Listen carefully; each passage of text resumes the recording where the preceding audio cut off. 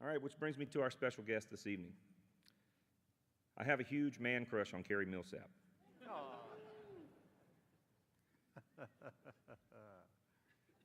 Boy, that feels good to get off my chest. I'm going to turn my mic off for a minute.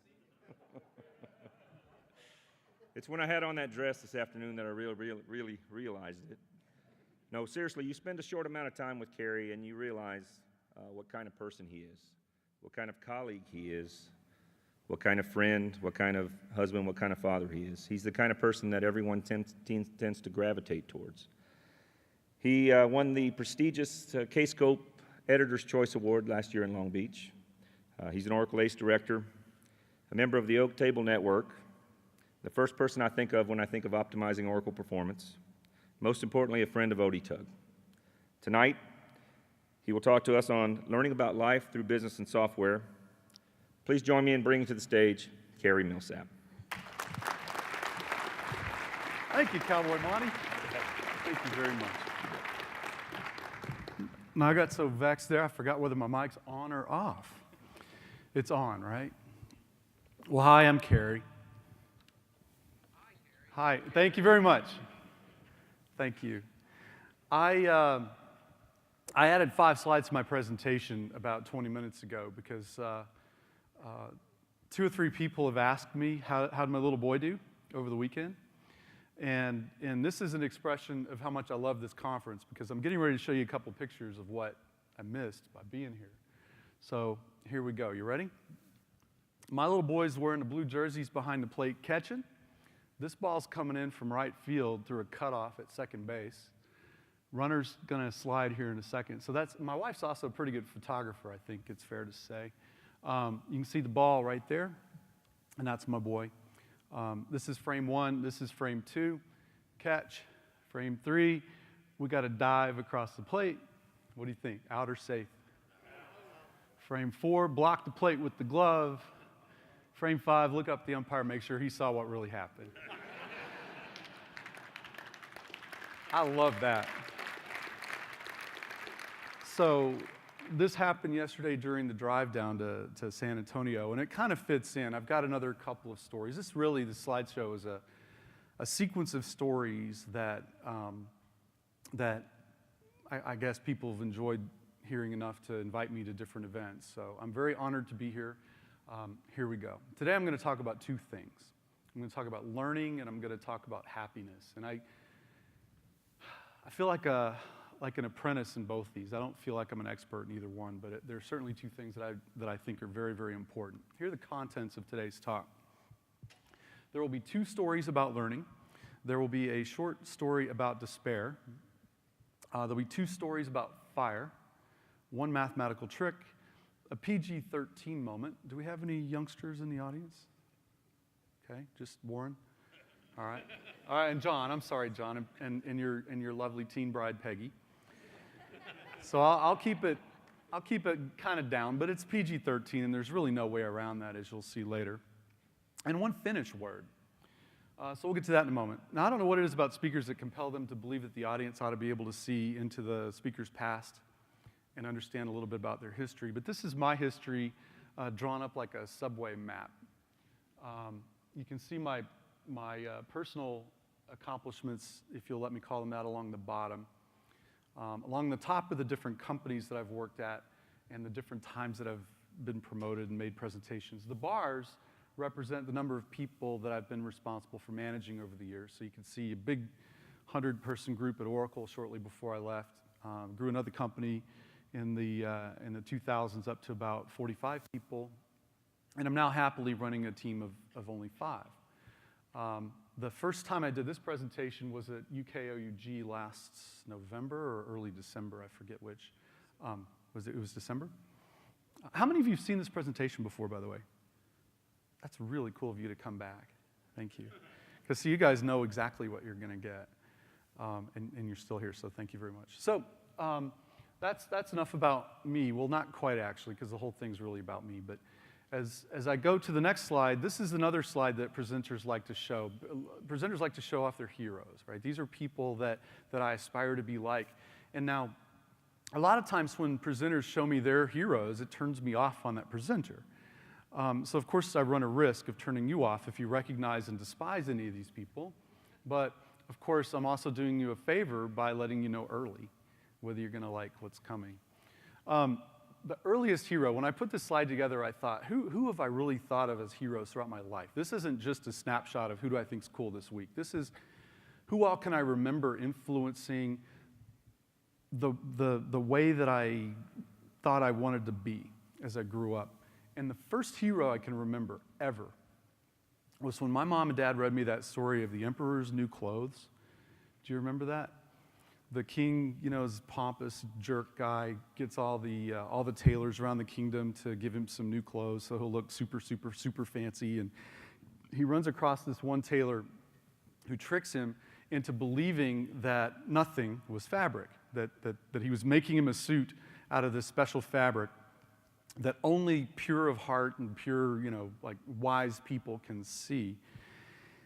And so basically, they pretended to sew him up the suit, and then he trotted out in a parade. And if you'll show the video or the slides back again, this is the best picture I could drag up. There's the king walking down the street naked, and everybody is aware of this thing that if you can't see it, then you're obviously not pure of heart and you're not wise and all. And this little kid, this little guy here is my hero. And he goes, hey, he's naked.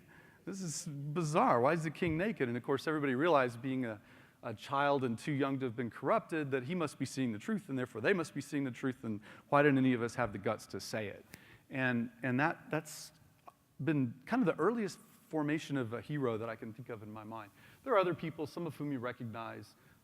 This guy here you probably recognize. He was on the Johnny Carson show a lot when I was little. He's Carl Sagan, and he was the science guy, right, on the Tonight Show. This is Niels Bohr, who did a lot of work kind of with Einstein, sort of battling back and forth to raise the bar with respect to physics and all. I'm not going to name everybody up here. You probably know some of them, probably don't know some of them. This young lady here is my mom, illustrating the Finnish, and I told you I was going to do one Finnish word, illustrating the Finnish principle of sisu, which is the principle of just doing what you have to do.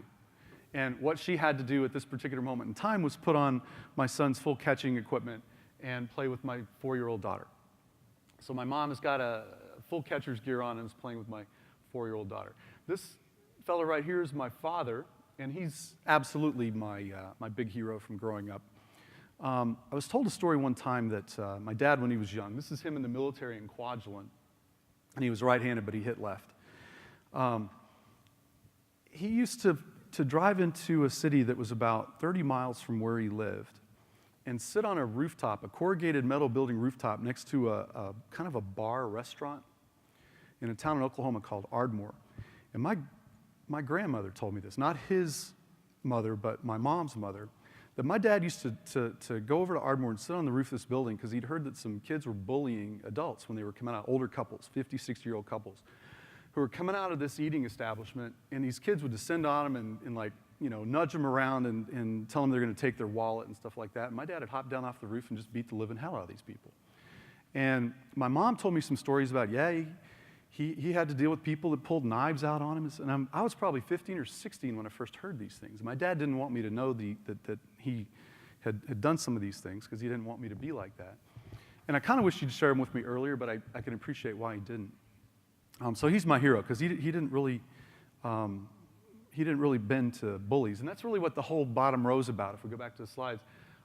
Leo Tolstoy. My dad told me a story about Leo Tolstoy when I was young, that he wrote War and Peace. And if you've seen War and Peace lately, it's a volume about this fat. And he wrote it all without a computer or a typewriter. He did it all by hand on paper. And he lived in a part of the world in Russia that's very, very cold in the winter. And he and his family were very, very poor. And the story my dad told me was that he was very near the completion of having handwritten the manuscript for War and Peace, when one particularly cold night, his wife grabbed the wrong pile of paper. Thinking that the right manuscript was scrap paper, she picked up his handwritten War and Peace, almost finished, almost ready to go to the publisher, and she put it in the fireplace for heat. So he had to start over. Now this is basically, I didn't realize it at the time my dad told me this, but this is the story that would prepare me for 1995, 1996, when I'm sitting up at midnight writing PowerPoint slides for Oracle and PowerPoint loses everything I have.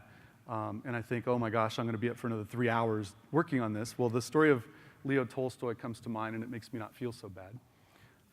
So that's the first story about fire. This is my lovely wife. I'll tell you more about her later. This is a friend named Mogens from Denmark. And just the mere mention of the word Mogens probably tips you off as to why this will eventually become a PG-13 presentation. This is my father-in-law, who also doesn't take, he doesn't yield to unfair treatment of any sort. And you guys recognize this gentleman here, bottom right-hand corner? That's Winston Churchill. He didn't take crap from anybody, not even Hitler. So I don't know, if it tells a story about how my youth was, that I have so much admiration for people that don't put up with bullies. But anyway, these are some of the people that I aspire to be like on days when I have the courage to do it. So on with the presentation. The two things I'm going to talk about today are learning and happiness, and this is the first part about learning. So it's my belief that thinking clearly is more important than the right answer. And it comes down to this. I've borrowed this off the web, and the URL is here if you want it. I can share it with you. But it basically shows the understanding on the independent axis at the bottom and the need to memorize on the vertical axis at the top. And all it says is that the more you fundamentally understand something, the more control you'll have over the subject matter, and the less you'll find yourself having to memorize seemingly arbitrary facts and try to link them together. Two examples of this are my background in mathematics is pretty good. I got very lucky as a young man in high school and having a very, very good algebra teacher that taught me mathematics in a way that's so far been unforgettable. I mean, I can literally go back and pretty much derive anything I can't remember that I need in day-to-day life because of how well I was taught. A colleague of mine who's here with me, Ron Crisco, he'll speak in the next couple of days a couple times, has the same thing with music. He learned music so well that he became a professional musician, and even though he doesn't play the piano professionally, he knows music well enough and deeply enough that he can teach his children how to play piano. And he just understands it at such a deep level that it would make you envious if you really wanted to know more about music to be around Ron. So this curve is very important in life, and I want to show you now a mathematical trick to kind of illustrate why I care about this stuff. You probably all realize that you can do this with fractions. Right? I can multiply 4 times 3 and get 12, and I can multiply 7 times 4 and get 28, and then I end up with 12 over 28. But if I do that, I haven't finished yet because my result's not in simplified form. Right? Most teachers would mark you down a little bit for not simplifying that. Well, in the Oracle environment, you all have heard probably about the principle of filter early. Right? Don't visit blocks you're just going to throw away anyway. That just costs my users time. Well, here, when we multiply fractions out, if we just cancel the 4s, because there's a 4 term in the numerator and a 4 term in the denominator, if we cancel the 4s before we ever multiply, then it turns out we never even have to multiply. We can just come straight to 3/7, which is already in simplified form, and we save some time and some effort. And if you understand how this works, you'll never forget it. And the way it works is that 4 divided by 4 is 1, and if you multiply anything by 1, you get the same thing you started with. So 3/7 is what's left. And it's probably sloppy the way I said that, but that's the gist of it. Now, what most people don't know is that you can do the same thing with 9s. 95 over 19, as a matter of fact, is 5. So the cool thing is you can just cancel the 9s. How many of you knew that you could do this? Well, the problem is you can't do this for almost any numbers other than 13 special numbers for which this happens to work. It happens to not work for 96 over 19. See, 95 over 19 is 5, but 96 over 19 is not 6. It's probably pretty easy to see why, right? You'd have to add 6 more to the denominator to get an extra 1 in the answer. So the problem here is that if somebody sees this and they see it work, and I've forgotten, I've written down, there are 13 sets of 2-digit integers that aren't repeating, like 55 over 11 or 66 over 22. There are 13 sets of integers for which this works, 2-digit integers for which this works. Now imagine showing a child this and then giving him a test that had 5 problems on it. And every one of the 5 problems on that test just happens to be one of these 13 numbers for which this works. That'd be a dirty trick, wouldn't it? You'd be teaching somebody something that's not true by bad test selection. Right? And the reason I relate to it like that is because I'm a software developer. This is the same problem that you have when you try to write a test suite for your application, and your test suite only picks up this one common case, or maybe it's a one uncommon case, but it replicates it 3 or 4 times. When you execute it, your tests all pass, so there you think your software is perfect. But what you've done is you've fallen prey to an exceptional case, but thinking that the exception is really the rule when it's not. So the title of this thing is Learning Through Software and Other, running a business and things. And this is one of the things I've learned about teaching children, is that children seem to respond more to seeing the results of tests and allowing them to kind of push on the rules, as opposed to just preaching that they have to remember a whole bunch of rules. And what I believe is that to teach, you test the code path. Basically, not just the memory. Can you remember 13 things that I taught you today in school, but can you understand how these things work? And when I think back at the best teachers that I had, the teachers didn't test my memorization powers. They tested my code path in my brain. They gave tests that revealed whether I had thoughts that were going to take me to the wrong answer, as opposed to just checking whether my answers were correct. And I think teaching's a lot like debugging code. There are really 3 things you have to do. Number 1 is simplify. Number 2 is find the edge cases. And number 3, it can be particularly difficult with humans, as it turns out, but you have to be really incredibly patient. With computers as well. Sometimes you feel like banging your head into it, but simplify, find the edge cases, and be patient. Now, I have a theory. My theory is that my kids will only listen to me a fixed number of times, and I'm probably lucky if it's really 1,024, but maybe it is. Maybe it's 10,000. But my theory is that they'll only listen to me a fixed number of times, and at some point I'm going to preach something to them, and they're going to start at that point to rebel and not listen to me anymore. So the corollary to this theory is that I have to teach them how to learn things that I want to tell them for themselves, so that they don't get killed by a bus when they cross the street wrong. Right? We want our kids to be safe, we want them to learn, we want them to function in life. So how do we do that? And this leads us to one of our first stories. The first story I will tell is the argument about crayons.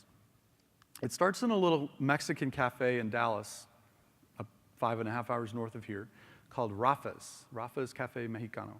If you come visit, I'll probably take you there. These are my kids right about the time when this happened, and this is actually at Rafa's. You can see the little salsa dish, and you can see a tablecloth which is made out of paper. And somewhere in the middle of this table, I don't think the picture shows it, is a water glass full of crayons. And my son is decorating his styrofoam cup with a crayon. And we used to have these big arguments, friendly arguments, but arguments nonetheless, about the first thing the kids would do is they would peel the paper off the crayons. I don't know why they loved it. It's like the scab picking gene or something. But they love to peel the paper off the crayons. And then the second thing they would do is they'd try to draw out the crayon. And of course, the first thing that happened after that is the crayon would break in their little hands, and then they'd have a little piece of crayon about 1/4 of an inch long to color with after that. So I begged them, please don't peel the paper off the crayons. And we ended up having this little argument where I was in favor of leaving the paper on the crayons, and they were in favor of taking the paper off the crayons. Well, remembering my theory, bookmarking this particular slide, that my kids are only going to listen to me 1,024 times, I decided we need a test. Because you know what? Maybe I'm wrong. I just made this up. I'm pretty sure crayons are stronger with paper on than they are with paper off, because I've seen anecdotal evidence of it at the table, but maybe I'm wrong. And I sure don't want to shoot one of my 1,024 shots on something that's not true. And I don't want to force them to believe me on something that maybe they find out 2 years later, hey, Dad lied. Wonder what else Dad told us is not true. Maybe heroin's actually pretty cool. So we devised a test. We devised a test whereby we went to my little shop and we took a piece of scrap plywood and we cut a big circular hole in the middle. Not so big that a crayon will fall through, though. So we've got a hole that's big enough for a crayon to rest on top of that falling through. We tied a string to the crayon through the hole, dropped it down to a bucket that was light enough that it wouldn't break the crayon on its own, and then we went over to a drawer where I store these metal washers. It's something that's a small enough unit that if you flip a washer in the bucket, it makes the bucket heavier, but not too much heavier per unit added. So what we did was several tests. We brought some crayons home, we peeled the paper off some of them, and we left the paper on some, and we tested. And here's what we found out.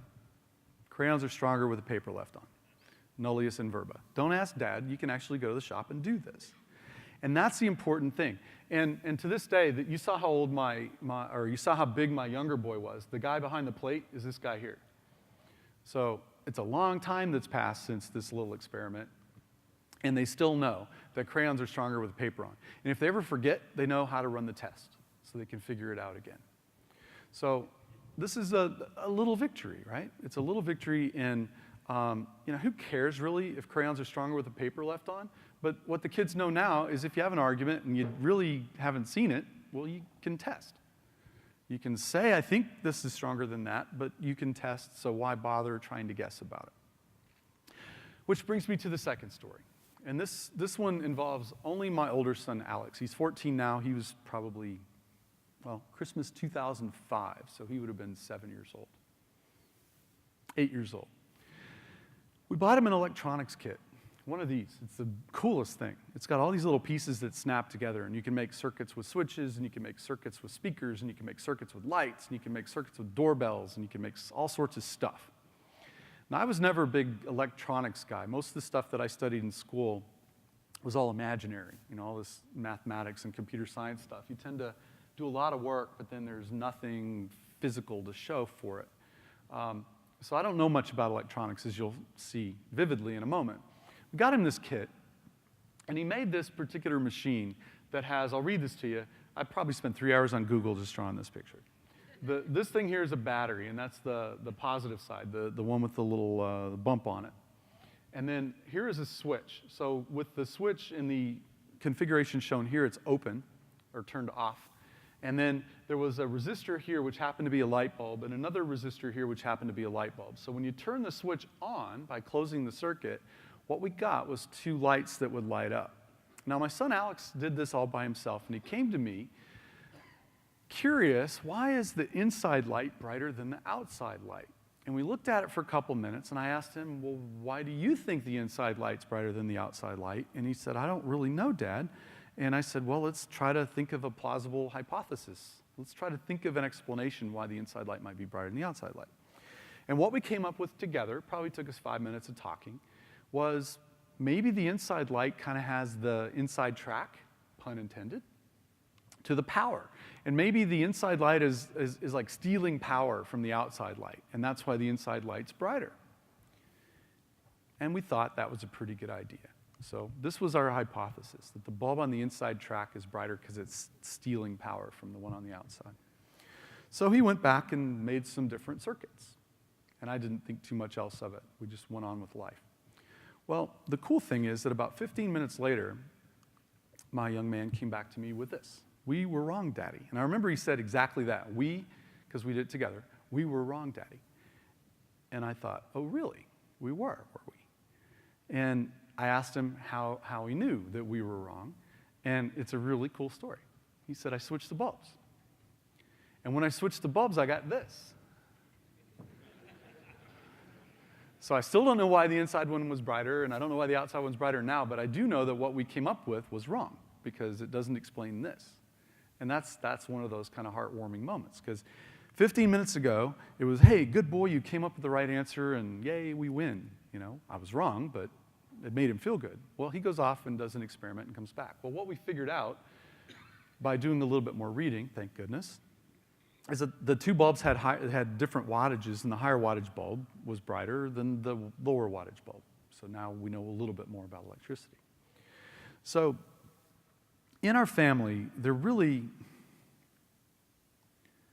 I don't know if I want to admit this in public or not, but I'm a lot more crude with the kids than I need to be. I tell them jokes I shouldn't. It bothers my wife. I say words in front of them and I shouldn't. And I tell them that these are not words you say in certain circumstances, like ever, around your mom, for example. Do those have film in them? Okay, good. But there's a couple things that I will not allow our kids to say in the house without getting at least pretend angry and sometimes really, really angry.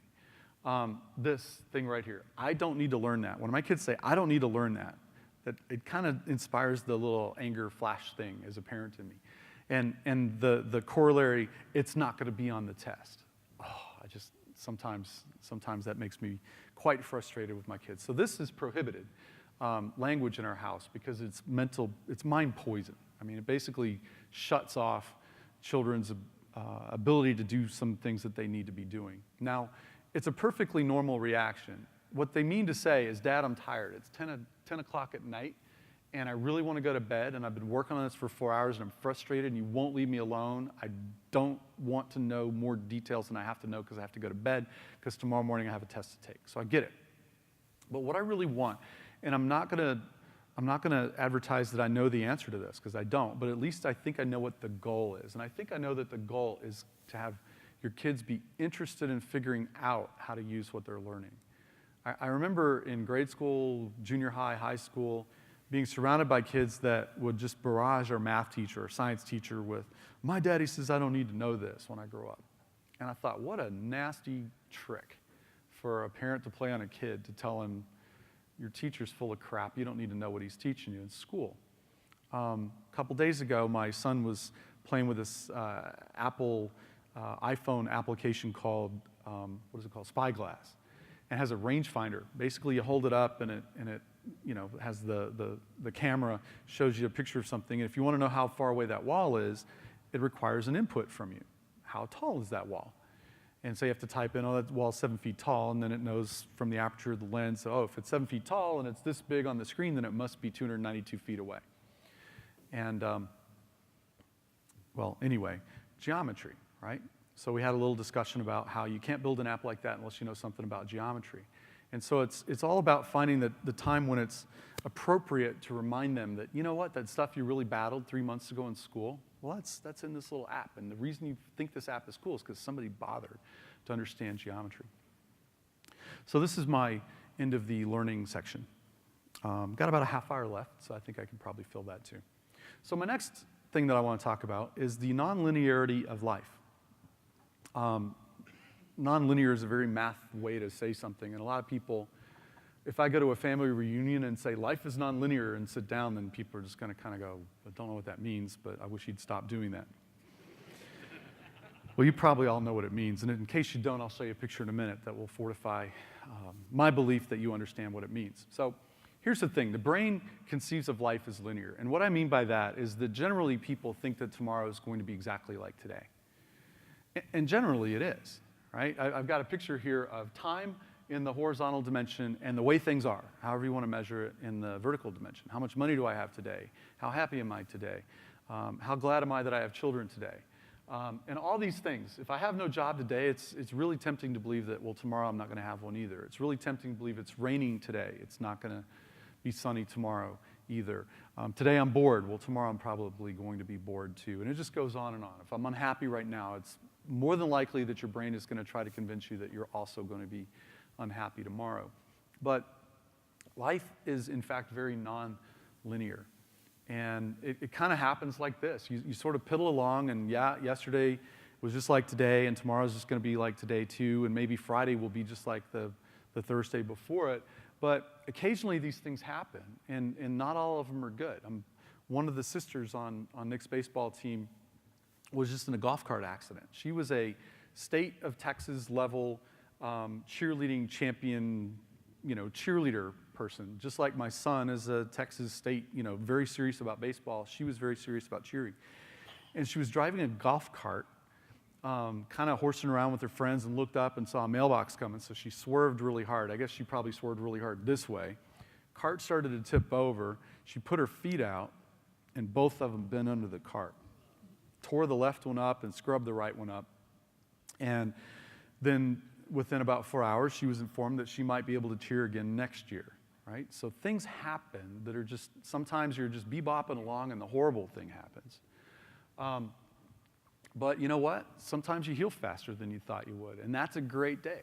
And when you're on that upward trajectory, things feel really, really awesome. Maybe you get promoted. Maybe you feel super awesome that, hey, I got that big raise that I've been wanting all this time, and I'm managing 4 people. And then over time, you start to realize, you know what? I don't want to manage 4 people. This sucks. And it just gets worse and worse and worse. And one day you summon the courage and you walk in and you say, I quit. And instantly, boof, back up, because you feel courageous and you feel like you've done the right thing for your life. And then maybe you can't make money and you got to leave your house and who knows what, and you think, oh my God, what have I done? And then one day maybe you pick up on something and you think, you know what, I can do this. And it really doesn't matter how things are as much as what you feel like your trajectory is. When you're sloping down, you feel like crap. When you pedal along, you're bored. And when you're rocketing upward, you're thinking, how could I have ever been anything other than just so happy and grateful and thankful? And that's just how life is. And my life has a lot of stories. I'm going to tell you probably two, given the amount of time we have. But there are these great but sometimes horrifying nonlinear stories in life. And the top one, how I became a manager. If you remember, which I presume you don't, because I don't know why anybody would, but when I put that slide up that had the timeline on it, you might remember that the number of people that reported to me kind of started taking off maybe 3-4 years into my Oracle career. When I started my career with Oracle Corporation back in 1989, I was a senior consultant. I skipped the staff consultant because I had a graduate degree. And I just went to client sites for about 2 or 3 years trying to figure out what is it that I can do here to lend a hand to help the company out who's paying me my salary. And I did everything from fixing printer drivers to messing around with rollback segments with Oracle financials and all sorts of stuff, patches and installations and upgrades and all that kind of thing. And so I'm just kind of bopping along, piddling along on a flat line. And I got promoted the first year after I'd been there, and I got promoted the second year. But these are just kind of like little blips in the diagram. And it never occurred to me how I might become a manager. I could have never guessed how I would become a manager. I used the word horrifying on the prior slide up here somewhere. Nope, over. Oh, good night. I got to do the whole thing again. Great, but sometimes horrifying stories. The way I got to be a manager is I thought I was going someplace one week, and I got a phone call on a Saturday, and my boss at Oracle was in tears, and he was explaining to me that his little boy had just passed away. He was out in the yard playing in the snow and just fell over. Took him to the hospital, and it turns out that he had had an undiagnosed heart defect for 12 or 13 years. And his son passed away one Saturday, just poof. And my boss asked me, would I please go to a meeting in California? Because these new guys from, I forgot where they were from, but Ray Lane and Robert Shaw and George Kadiff and a few other people had just joined Oracle. And he wanted me to go represent the group that he was running. And when I was there, I got told that I would also have a group. So who knows how you're going to become a manager, but that's how I became a manager at Oracle. The story of how I met my wife is even more improbable. I don't remember how old I was, but I had to have been at least 50 or 60. I dated a lot of people, and never really just, how you read that you'll know? Well, I never really knew. The people I was dating were really nice, and I loved some of them, but I just never felt like I was going to marry any of those.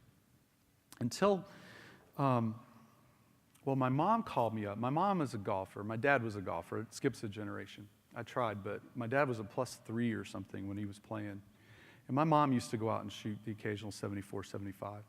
So they played in a lot of husband and wife golf tournaments together. Well, one Christmas, my mom bought my dad a Bowflex, one of those things, those little weightlifting machines with a bench, and it's got these carbon rods that you hook cables to, and you bench press and you do shoulder stuff. And my dad hurt his shoulder, and he was unable to play golf. So my mom called me up and asked if I would like to play in a tournament with her. Well, usually that means it's basically the equivalent of saying, hey, would you like to come up and win a free golf bag or something? Because when your mom, when the lady's pretty good, the couple does usually pretty well. So I said, yeah, absolutely, I'd love to come up and play. So I went up and played in this golf tournament. And we played fairly poorly the first day. We uncharacteristically poorly, as a matter of fact. And we got paired with this couple that had also had a pretty hard day. And their 2 daughters were following along in a golf cart watching mom and dad play. And one of the 2 daughters, what I at the time thought was probably the 16-year-old of the 2 daughters, I told you I was 50 or 60 when this happened.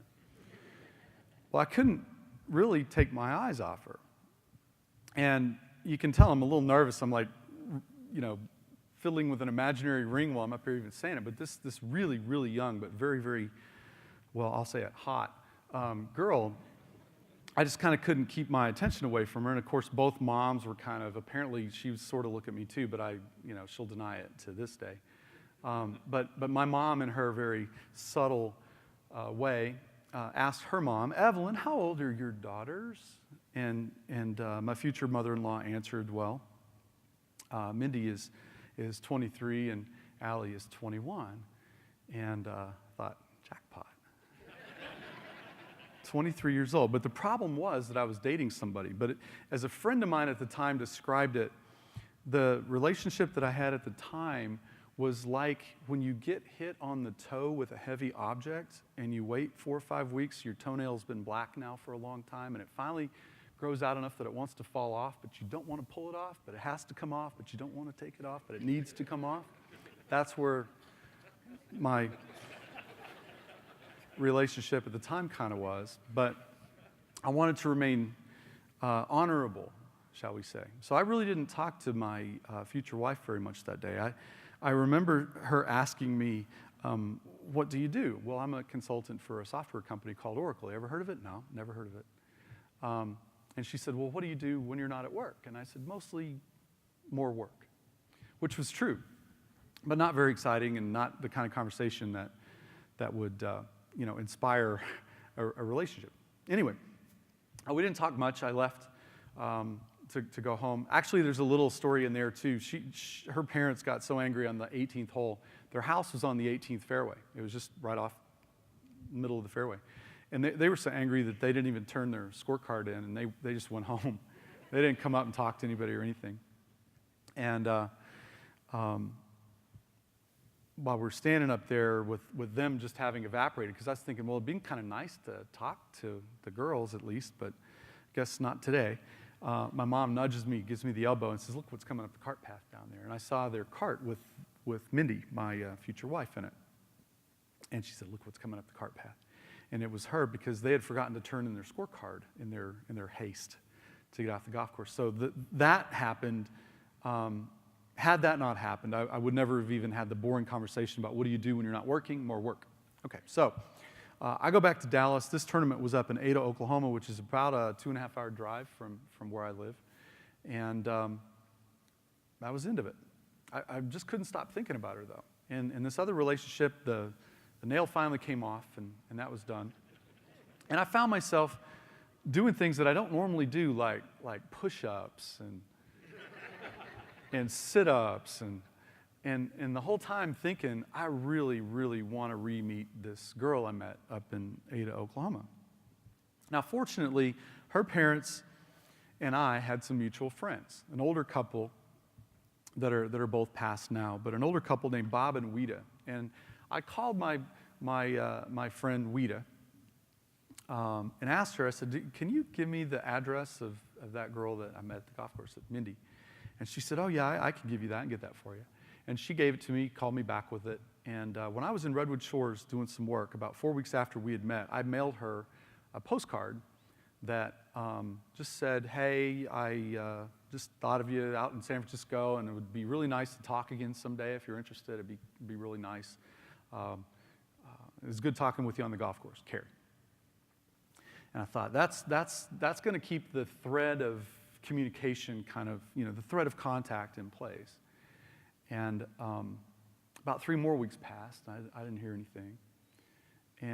But with the confidence that I had that she at least would remember who I was because she got the card, I got the guts to use the phone number that I also got from my friend Whedon. I called her up. I called Mindy on Saturday morning, probably about 9 o'clock or 10 o'clock. And she answered, hello, is this Mindy? Yes, this is Cary. I don't know if you remember me. We met on the golf course. Oh, yeah, I remember you. Well, I'm just wondering, would you like to meet tomorrow at our mutual friend Bob and Wheatus' house? Because we're going to go watch the Dallas Cowboys football game on TV. And I remember that she said she liked Cowboys when we were talking. And she said yes. And then we had the last first date that I ever had. And about a week after that first date, it was a really, really awesome first date. Just everything about it was good. About a week and a half later, I was checking my mail, and I open up the mailbox, and there's a postcard from California in there. And I look at it, and I think, wow, who sent me a postcard? And I turn it over, and it occurred to me, gosh, this is handwritten. You just don't get handwritten stuff anymore in the mail. And I started looking at it, and it's like, it's signed by me. I'm like, your friend Cary? Like, who do I know named Cary that's writing? And then I realized, because it had that stamped return to sender thing on it, she never got it. So how she remembered me, I'm just sitting here thinking, this is a miracle. Now, I found out later from my mother-in-law that apparently she had some similar reactions on the other side, having told her mom that she was rather fond of the guy that she just met, and so it's good that that I called her. But I found out later that she, I woke her up Saturday morning, and I would never do that now. Oh my God. Honey, wake up, I want something. That is never good. And then the second thing is she had a date. She had a date for the Sunday that I asked her out, and she broke it. So the question I want to ask you, and thank you for indulging me. I mean, it's awful late to stand up here and listen to me telling stories, but it's kind of necessary for you to know that for something else I'm going to tell you in a couple minutes to make more sense. But I want you to ask yourself, how many impossible events have conspired to make up the life you experience today? And I know I'm not talking to a bunch of, recovering high depression folks, but for all I know, maybe a few of you are. I've had troubles with, I wouldn't say clinical depression, but I've been so much in despair that I've really needed kind of help to understand how to get out of it. And I want you to remember how many impossible events have conspired to make the life that you experience today. And I also want you to remember that a lot of tomorrows will be like today. They'll be just like today, but some won't, and some profoundly won't be like today. So that's kind of the bridge between the learning and the happiness thing. Now let's talk about happiness for a little while. And I'm going to start off with another story about the long walk. The long walk started one day about 4 years ago because I was I think the correct terminology is abject despair. I mean, I was in a mood thinking that literally I might be on the track to losing just about everything that I had. And couldn't see my way out of it, really. So all I wanted to do was sleep. I didn't really want to eat. I really didn't want to get up and go to work. I did. I kind of ground it out, and it turns out that that's really important. People think that when it's a 3-2 count and your team's behind by 1 and there's a guy on second and you hit that home run and win the game, they think you're a hero right then. But when you're the hero is 8 years before that and you didn't know for sure you were even going to get in to be able to play the game for the rest of your life, and you decided, you know what, I'm going to go and I'm going to work my ass off today, even though I'm not real sure it's going to pay off. That's when you're the hero, as it turns out. But anyway, I decided, I can't sleep, I can't eat, I'm just going to go for a walk. And I put on some shorts, and I took my little iPod Nano, the first one. I clipped it onto my shirt and turned some music on, and I just went. I didn't take my phone with me. I didn't particularly care what I was going to hear, so I just put it on shuffle and just started walking.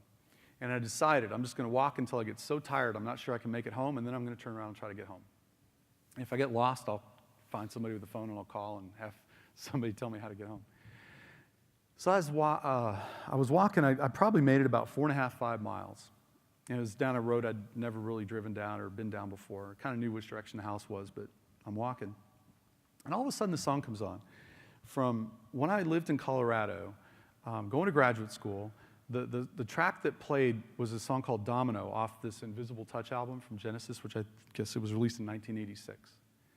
And the weirdest thing, I'm listening to these headphones, I'm hearing the song that I haven't heard in probably 15 years, and suddenly I honestly felt like chemicals going into my stomach that didn't suck, that were like so, it just like everything didn't hurt all of a sudden, emotionally and physically and spiritually. And I just thought, now this is really weird. How can a song that I haven't heard in so long just kind of like suddenly make me feel kind of happy for a minute? And I got thinking, please, like whatever it is, think about that more, and maybe it'll be some relief from this emotional trouble that I was having. And I got thinking about how remarkable that was, that just this song that I hadn't heard in a while could make me feel physically better for a few minutes. And it got me thinking, well, the song reminds me of a different time, And I started thinking about what are the attributes of that time that allow me to feel happy now, even though I'm not in that time anymore. And I figured it out during the walk.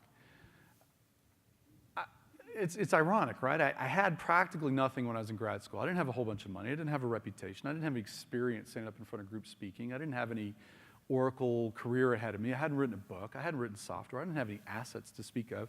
Hadn't met anybody that I knew I was going to settle down with, and I didn't have kids. I didn't have any of the stuff that I have now. I had practically nothing. And then I realized that's my problem, this baggage thing. And I don't mean baggage in the sense of trash that I want to get rid of. On the contrary, it was baggage that I was like clinging to so tightly. I was so fearful that I was going to lose what I had, that I was actually less happy than when I didn't have any of it. And so it made me think, what are the really important things that I'm scared to death, that I'm terrified, that are causing me to have physiological like disinterest in eating and even being awake? And so I realized it's my wife and it's my employees. Pretty much the other stuff that I've got, the wife and the children kind of come as a kit. But the other stuff that I've got, I'm kind of willing to compromise that if that's what it takes to keep my wife. And I felt like I had a duty of obligation to my employees. I mean, I pulled these guys into a business venture, and they need to feed their families. And it just made me sick to my stomach to think that I might have to send these guys out into the wild. So I talked to both of them. I talked to both groups of people. My wife and my employees. My employees told me they'd be okay.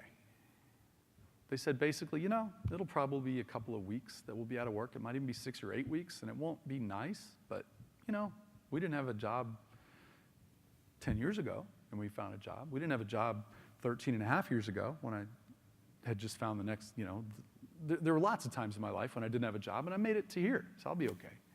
And they basically consoled me that, hey, if that's your problem, don't worry about it. Because in the worst possible case, I guarantee you, by the end of the year, we're going to be somewhere. We'll be okay. And then I talked to my wife. And this becomes a very interesting story. So this is the next story that I'm going to tell. The great fortune of my wife's great tragedy. So this is a picture of my wife and sister-in-law. This is my wife here, the big one. My sister-in-law is the little one, and her mom and dad. And when they were little, well, the kids, well, they still do. They love going outside and camping and having family reunions at my father-in-law's cabin and all that kind of thing. So they go out and just whoop it up. Still today. This is my son, Alex, on a jet ski, and they love it. So when the kids were little, they went out for a weekend. I think they probably went to the lake on a Friday, took their tent, took all their little pans and all their little, Swiss Army knives and some stuff in cans, probably took some beans and some stuff like that, and then they whooped it up. Spent Friday night outside, Saturday night outside, and then they drove home Sunday. And when they got home, this is my second story about fire. This is what their house looked like when they got home.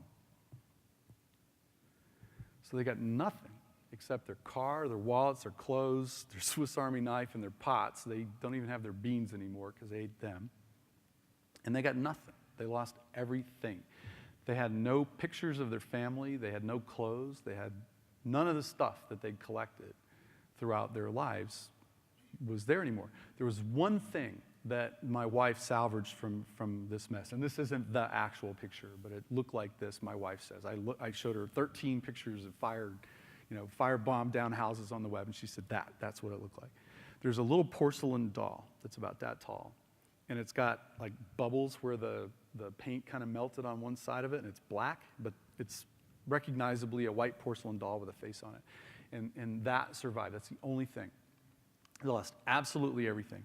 And my wife told me that the worst thing about it was that everybody they met had this sad face and this whole, hold your hand while they shake it and tell you how sorry they are that it happened. And can we give you some of our boys' clothes for your daughters to wear that they've kind of outgrown? And she said that's the part that she hated the most. But the really cool thing about this is that when I had the conversation with her about how dejected I was at the thought that we might, what if we have to move? What if we have to go someplace else other than, this big house that we bought? And her answer was, so we'll go live in an apartment. If we have to put the 3 kids in one bedroom and live out of a a wardrobe box. We've done that before. You remember before we moved here, we did that. We didn't have the kids, but she's like, they'll adapt to it.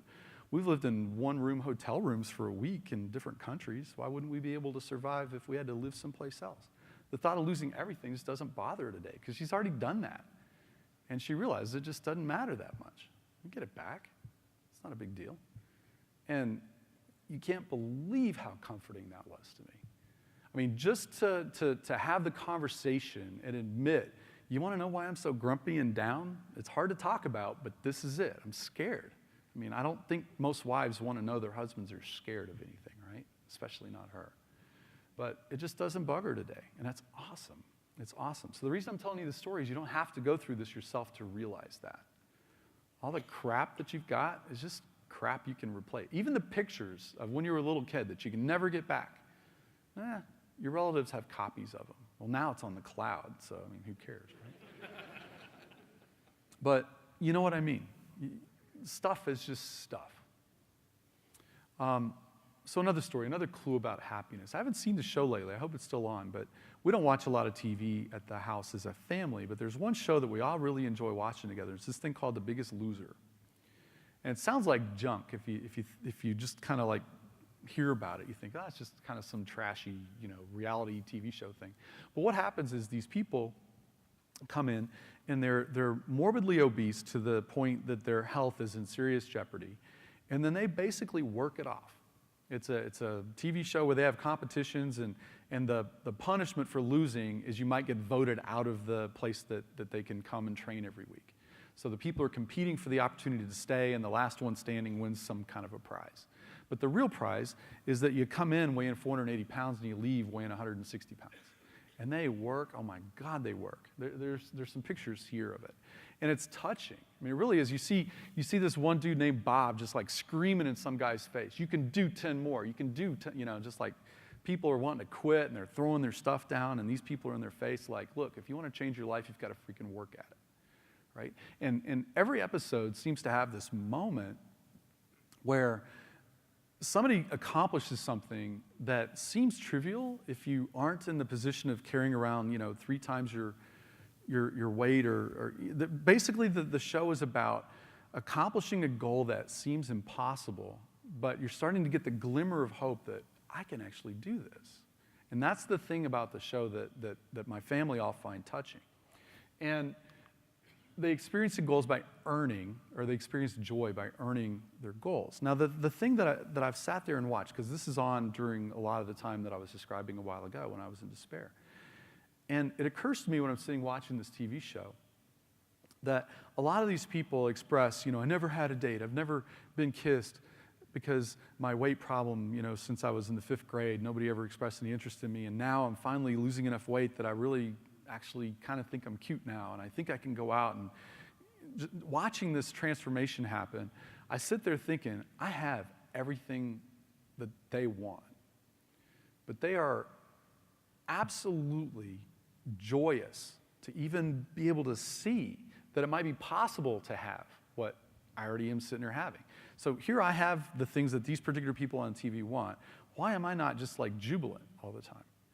And that's when, I'll get to it in a second. There's one more slide I want to show you. There's another clue. There's studies about this. One of the most interesting studies I've seen is the study of people who have won lotteries of $1 million or more. And in the same study, victims of accidents who became quadriplegic as a result of the accident. And psychologists have measured that typically a year after these events, person A wins the lottery, person B, car wreck, can never walk again. That in significantly more cases, the person who was in the car wreck is happier than the person that won the lottery a year ago. It's bizarre, but it's measured. So what is it? What's the deal? These studies show money, promotions, religion don't make you happy. If you're interested in this, Google a young lady's named Jennifer Aaker. She's a Stanford professor, Aaker. And the key to happiness, or the key to understanding happiness, I think, is thinking about what have been some of the happiest events in my life. And these are some of mine. I mean, the first date thing, just that whole reliving the story of that first date is really cool. It still makes me feel good thinking about it, even though I've told it enough times that I almost remember telling the story more than I remember the actual event. My wedding day was absolutely one of the happiest days of my life. Events when I connect with my children, like the Daddy, we were wrong story. I love that. That was a day that I'll remember for forever, I hope. This one, winning when my team was sure to lose, right?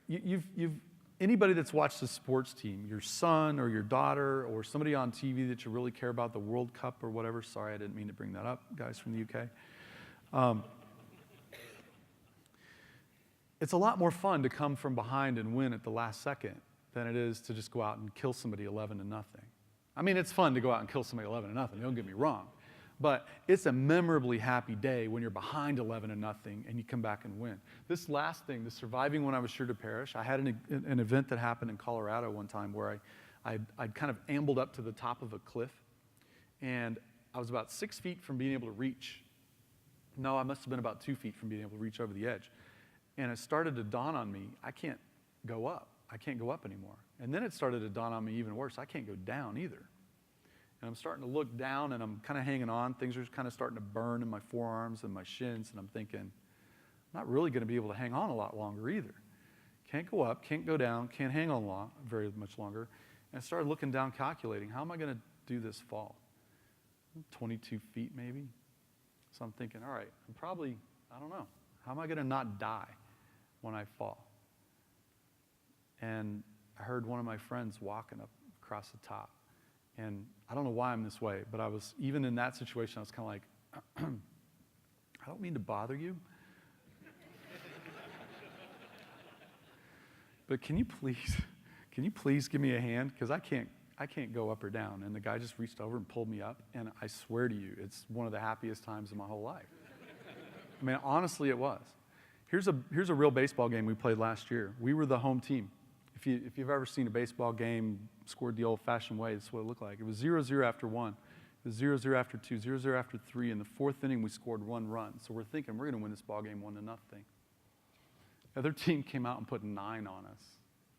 It's 9-1. And our team kind of had a reputation at that time for being sort of like, if we go down 5 runs, it's just over.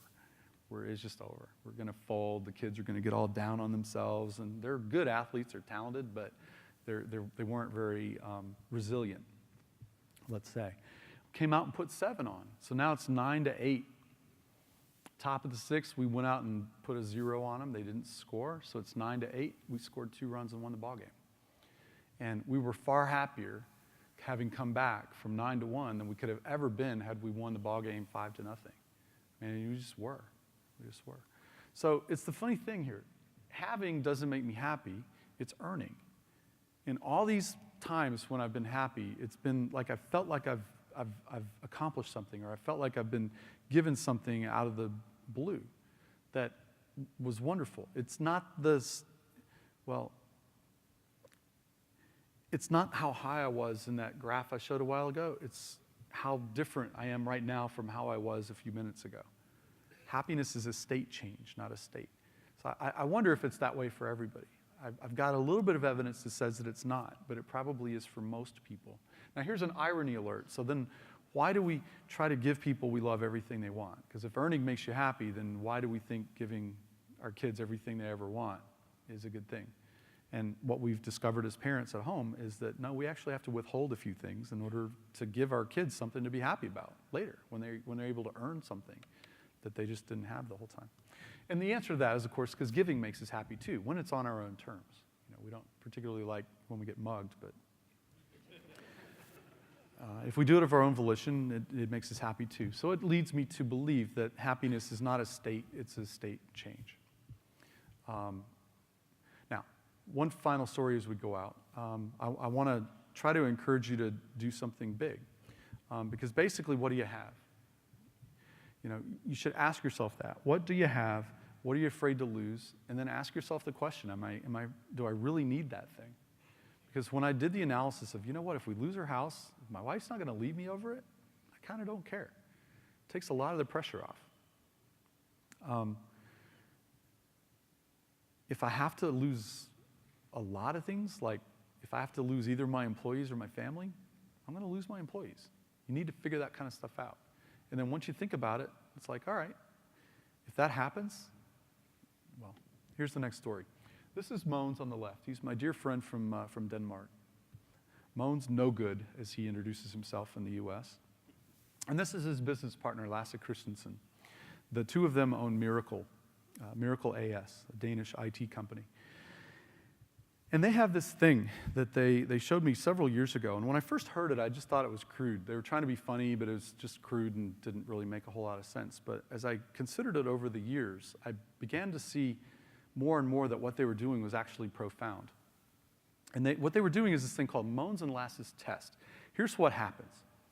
This guy here will go into town and have a business meeting with somebody and then tell the people in the business meeting that, yes, Miracle have decided that we're going to open a topless Mexican restaurant in downtown Copenhagen. And he'll have just decided that on the spur of the moment. And then he'll tell the people in the business meeting that that's what we're going to do. Or that we're going to hire 75 people away from IBM, for example. It's about the same level of aggression as the topless Mexican restaurant. And so Lasse won't know anything about that. And until he hears about it later, and they'll be together, and Mogens will say, oh yeah, by the way, I told some people we're going to hire 75 IBM employees next week. And that's the face that Lasse makes when he hears the story. This is probably a picture of this happening right here. So Mogens will say, oh, by the way, I told some people that we're going to hire 75 IBM employees. And Lasse will go, well, what's the worst that could happen? This is the PG-13 part, so brace yourself. You ready? Mogens says, well, our dicks could fall off. Now that I thought was just crude and thought, aha, that's funny. But then Lasse says, with that same face, well, I guess it's okay if it makes a really big noise when it happens. And then they'd go do the thing. That's just it's a funny little protocol, but they play that little game. And like I said, the first time I heard it was probably 10 years ago, and I just thought, that's kind of crude and it's not all that funny. And over time, I adjusted my understanding of what they were doing to mean, you know what, if we do nothing, if we try nothing, what's the good in that? So sure, let's go hire 75 IBM employees. What's the worst that could happen? We could fail. Well, if we fail, at least let's fail spectacularly big, so everybody knows about it. And think about it. What does that set your mind up for? It sets your mind up for, all right, yeah, let's do this thing, whatever. I'm not afraid. And that's the thing. They're not afraid. The only thing they're afraid of is maybe we didn't do something big enough. How cool is that? So that's why these guys are on my hero list. Because I have a hard time with that. My general nature is to be small and to be quiet and to kind of be like, yeah, if I don't try it, and then I don't have to worry about failing. Well, these guys are doing big stuff. And I admire that. So I'm actually doing something kind of big today. It's not as big now that I've done it 3 or 4 times, because I've done this talk now, I guess this is the 4th time I've done it, and I really enjoy it. So I appreciate your indulging me to do it. But I'm doing something kind of big, because it's not like a technical talk to 15 people. So I'm doing something kind of nonlinear. Might be fun to do this as a career. I don't know if it would ever work out, but I'm thinking about it. So I'm not sure what we're here to do, but I'm pretty sure we're supposed to do things that are bigger than we're comfortable with, because it seems to, I don't know, it just emotionally, and the results of doing this, the results of having this be part of the algorithm that drives your life decisions seems to be good. It seems to work. It seems to work for a lot of different people, so I encourage you to try that. You'll be relieved to know that's all that I have for you. I encourage you to write me, too. If you have any thoughts about this stuff, one of the most fulfilling aspects of doing this presentation is that I do get feedback occasionally from folks that has been quite inspiring to me. So if there's anything you want to talk about, I'm happy to do it. But I hope with that, I've kept you 8 minutes over, so I've cheated you out of 8 minutes of drinking and eating and having fun and sailing around the lazy river. Thank you very much. I hope you enjoy the conference, and thanks to the Kscope ladies and gentlemen that asked me to come. I really appreciate it. Thank you very much.